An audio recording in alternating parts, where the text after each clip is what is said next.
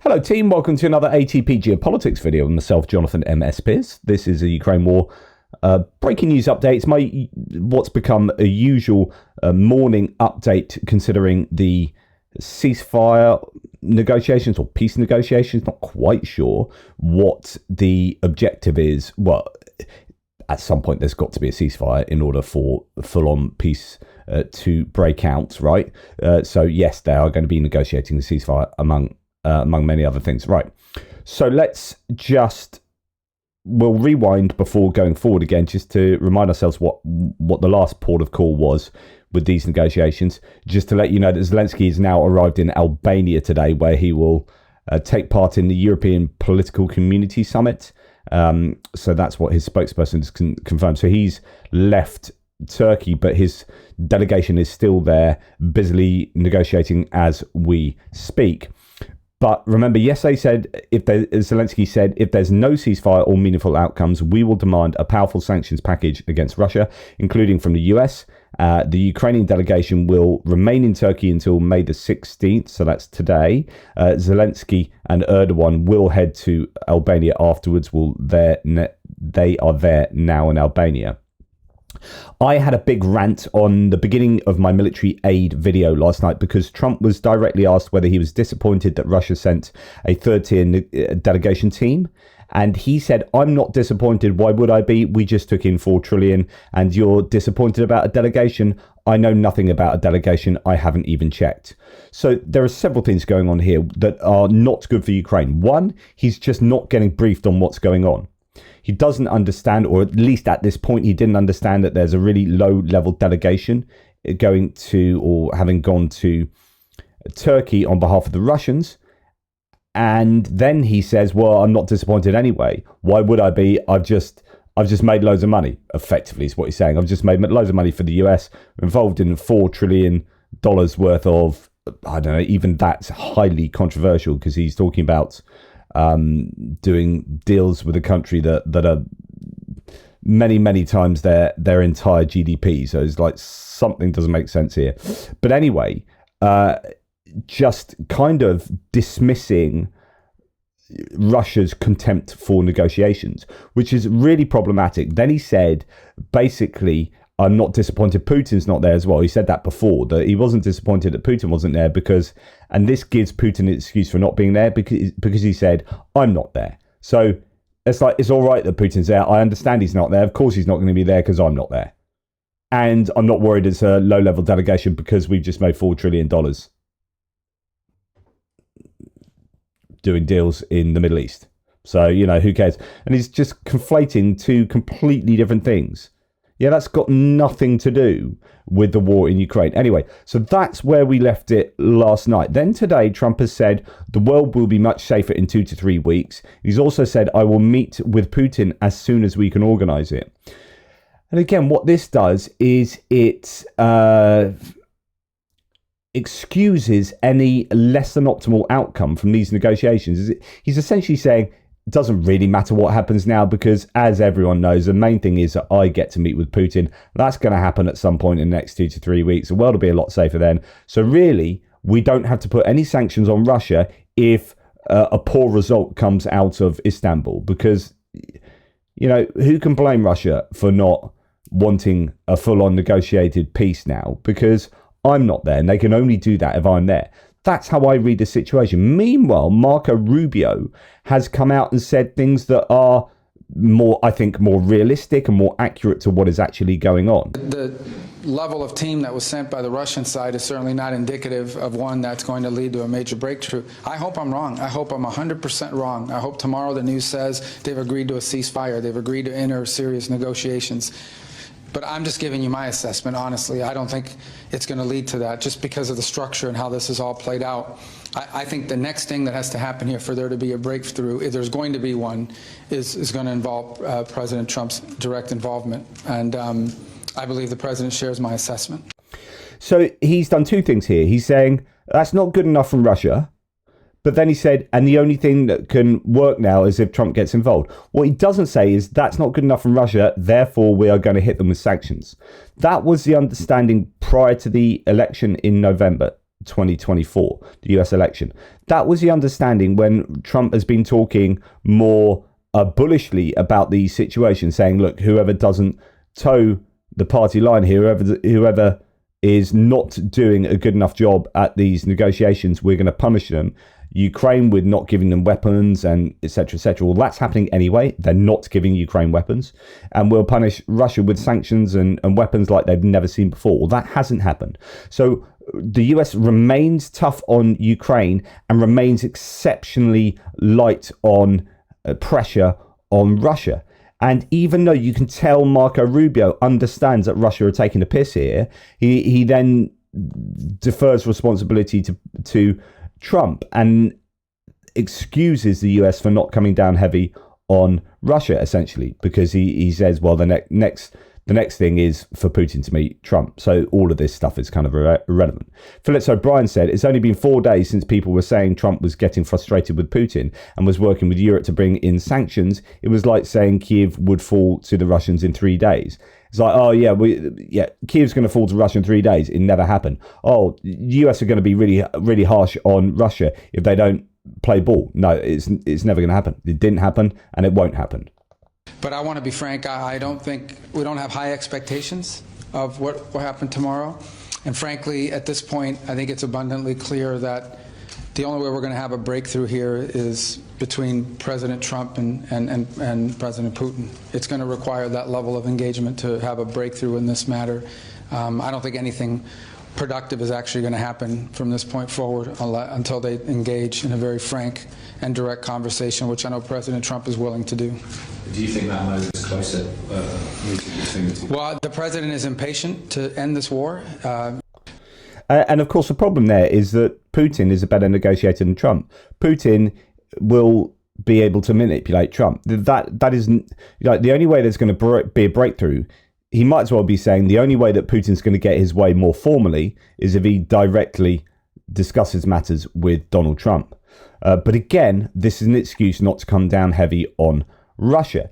Now, Jean-Noel Barrot for the French foreign minister, has denounced Putin's empty chair policy, not turning up, and expressed little hope for the outcome of the negotiations, same as Marco Rubio. The French foreign minister also reiterated his support for the crushing sanctions package proposed by 72 American senators. That's a Lindsey Graham situation, the bill that he wants to pass through. But we're not hearing those kind of sounds from Marco Rubio, and we're not hearing that from Donald Trump particularly. So Jean-Noel Barrot is on point here by saying, right, this is not good enough from Russia, so this is what should happen. But unfortunately, if the Americans don't say that, then it's down to the Europeans to just stand up and actually follow through on their threats. Chancellor Friedrich Merz from Germany said Germany and its partners have agreed to exhaust all possibilities in imposing sanctions against Russia for its refusal to establish a ceasefire. So this is the understanding, and this is from yesterday, that the German Chancellor is still keen on hitting Russia for not adhering to a ceasefire. Quote, we're discussing further sanctions in the energy and banking sector, further steps regarding assets, sanctions against individuals, etc., etc. Right. He also said they are clarifying the issue of confiscating Russian frozen assets on a sound legal basis. In other words, that appears to be the idea of fully giving Ukraine the 300 billion euros of frozen assets rather than creaming off the profits and using them to underwrite loans. Now, some of Euromaidan Press reports that some of Russia's most important oil and gas companies, including Gazprom, Lukoil, Rosneft, have been largely left untouched by sanctions hitherto. Freezing the foreign accounts of these companies could take tens of billions of dollars out of play, said experts.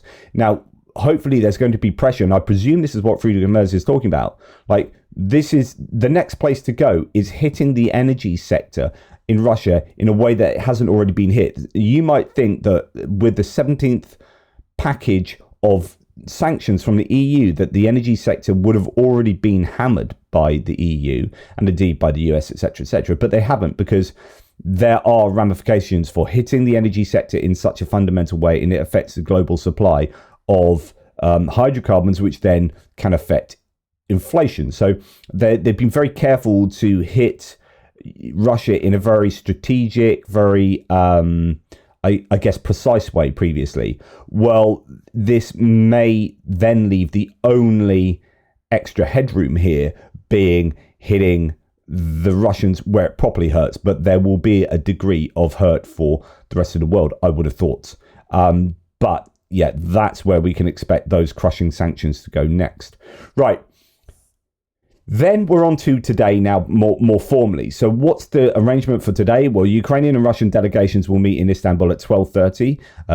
But earlier at 10:45, Ukraine, the US and Turkey will hold talks. Now they are happening possibly at the moment as I speak. But prior to that, a non-formal meeting took place between delegates of UK, the US, France, Germany. So that's happened. So Ukrainian delegates reportedly meet Keith Kellogg from the US, French, German and UK advisors before the Istanbul talks.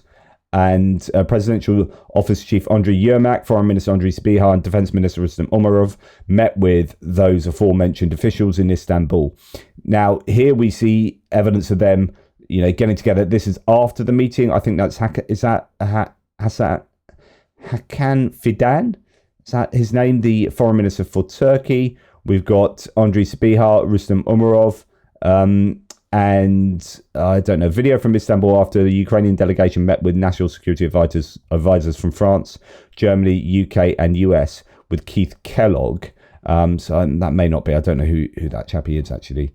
But anyway, there they are, some of them at least talking in Istanbul. And here is actually a video of them chatting, I believe, before the meeting. So the Russian delegation will wait for the Ukrainian delegation from 10 a.m. today, said the Russian Medinsky. US Secretary of State Marco Rubio has arrived in Istanbul. Earlier, Rubio said he would not take part in the talks. Reuters, citing a State Department spokesperson, reports that the US State Department's Director of Policy Planning, Michael Anton, will represent the US in the talks. Delegations of Ukraine, Turkey and the USA have arrived at the venue of the trilateral meeting in Istanbul. The Turkey-US-Ukraine trilateral meeting will start at 10:45 and then Turkey-Russia-Ukraine trilateral meeting at 12:30. Second meeting will be held in the Dolmabahce Presidential Palace and with direct talks between Ukraine and Russia expected yesterday. Where the direct talks were expected yesterday. It is possible that this meeting will be the starting point for the talks between Kiev and Moscow. The Russian delegation, which spent most of the day yesterday sitting around a table in a hotel in Istanbul and waiting for the Ukrainian delegation. So that appears to be the Russian delegation yesterday. Now,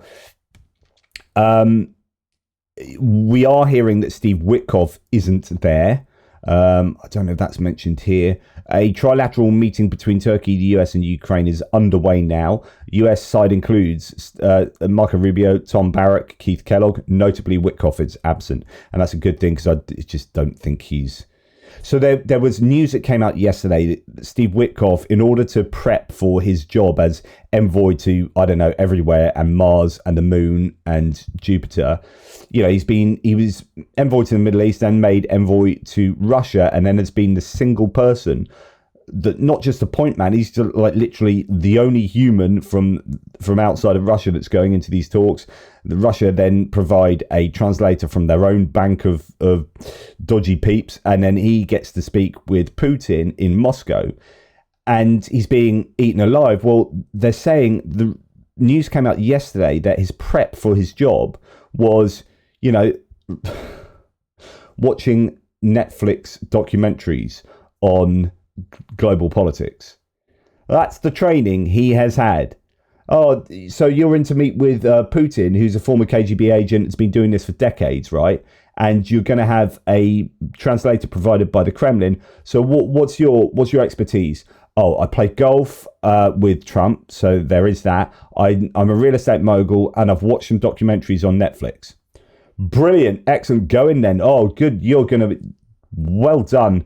Ukraine are going to be so happy with this. Like, you are the man to negotiate the very best deal for Ukraine, because those documentaries are just, that's all you need, just a couple of documentaries. Well done, you. Gee whiz.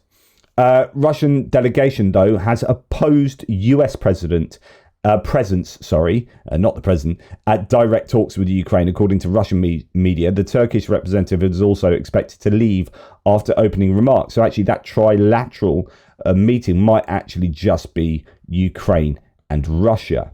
Now, here is the big question. This is coming from Politico. Can Zelensky convince Trump that Putin is stringing him along? For several months, Zelensky and Putin have been trying to portray each other as an obstacle to peace in the eyes of Trump. So far, the Ukrainian leader is winning this, writes Politico. But can you get to a point where Trump is fully cognizant that Putin has been stringing him along? He keeps indicating that he is frustrated, and it appears that this might be the case, but then says, we'll see in a couple of weeks. Well, this is this let's see time, right? And unfortunately, what's happened at this let's see, so previously he said, we'll see in a couple of weeks. This couple of weeks has now happened. It's just finishing, and there are talks. But now we've heard Trump boot it to the long grass by saying, of course, well, it's only going to happen if I meet personally with Putin. So instead of saying, we'll see in a couple of weeks whether I've been strung along, he's now saying, well, no, we'll wait a couple more weeks, maybe 3 weeks, and then I'll meet with Putin. And after that, we'll see if I've been strung along. And then he'll probably get to that meeting and say, well, actually, we're going to need a second, maybe third meeting, see. And all that happens is Putin gets what he wants, which is a complete delay of anything formally being recognized, being agreed upon. And that allows Russia to still keep pushing on the front lines and to go for this summer counteroffensive or offensive that a lot of people are talking about. Okay, we don't know whether they really do have the material to be able to do that, to commit to that in any meaningful way, but I guess we'll see. But, you know, Russia are getting everything they want because the US is allowing them to get everything they want. So Europe either has to step up or the US has to change course here. Now, a couple of threads here, just quick threads from this morning from the analyst. Russia's whole negotiating position is ludicrous.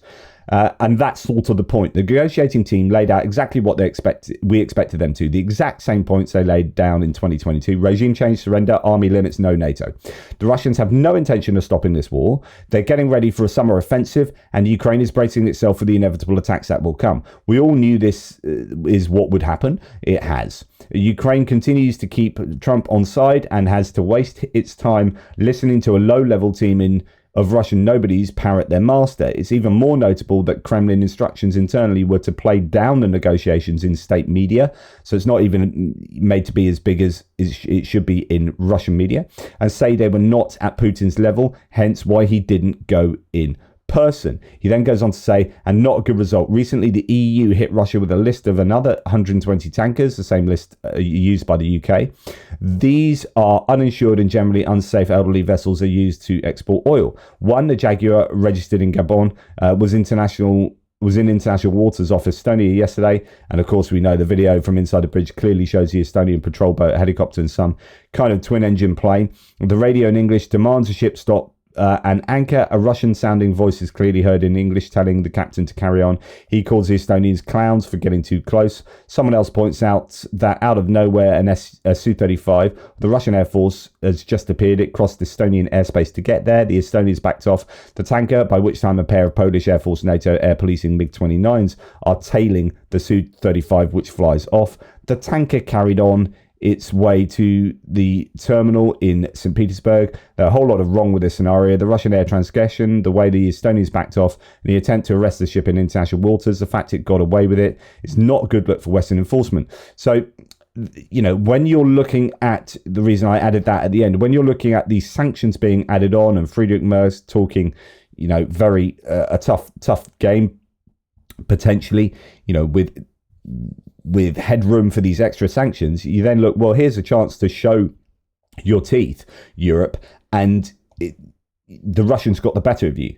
So at all points in kind of these negotiations, in dealing with these sanctions here, Russia seems to be evading having any real serious pressure put on them. And that absolutely needs to change. And if we get to a point after today, which I'm imagining will be the case, whereby nothing really gets sorted out at these talks, I mean, you know, Ukraine and Russia, without any mediators in place, are just going to be arguing to toss with each other.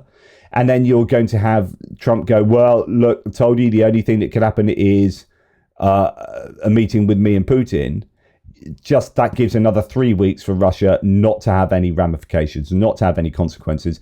And yet again, it's another day where Trump, he might be kind of saying it's all about him and being rather bombastic, but he's weak, absolutely weak, just weak, and a complete capitulation to Russia. Putin is the one that's coming out looking stronger, or I don't know about strong. So Zelensky looks strong and ready to defend his ideological stance here and follow through with what he says. But he's, of course, not in a power position. He needs the US and Europe and allies to stand up to Putin. Putin, I don't think he's looking strong, but he's looking wily and able to evade any pressure from anyone else.